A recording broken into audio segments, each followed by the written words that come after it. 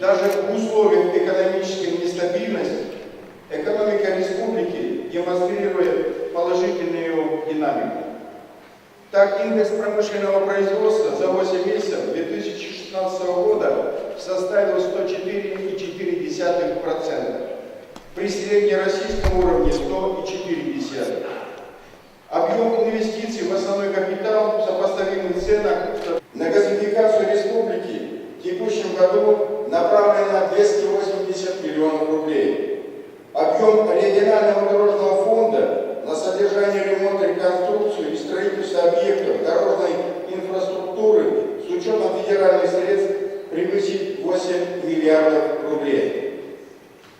Гордостью республики можно называть концессионный проект по строительству и эксплуатации на платной основе мостовых переходов через реку Кама и Буй у города Камбарки.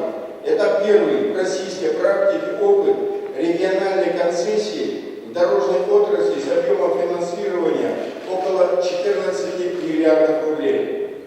По уровню развития государственно-частного партнерства мы встали на 13 место, улучшив свой рейтинг на 2 позиции.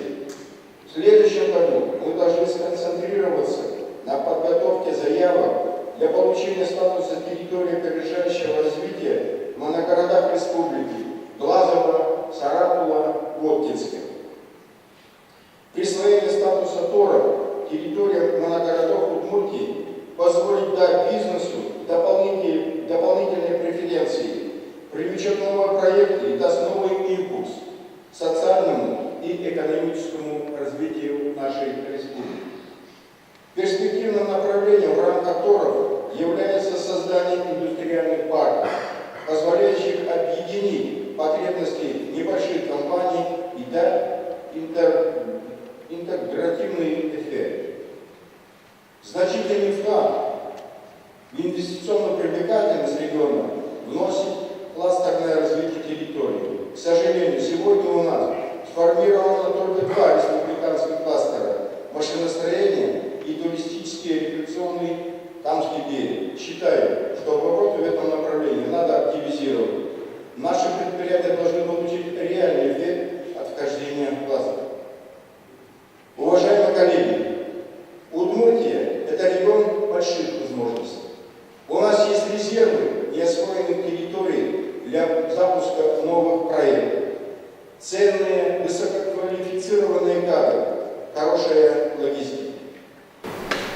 Выступление главы республики мы услышали о том, что, когда я как советник больше по этому, о том, что Удмуртия является по-своему, можно сказать, технологически и просто развитой республики, ведущей в фарватере всех технологических изменений. Те заслуги, которые есть в республике в области ВПК, вызывают достойное уважение и внимание не только государства, но и интересы всей страны.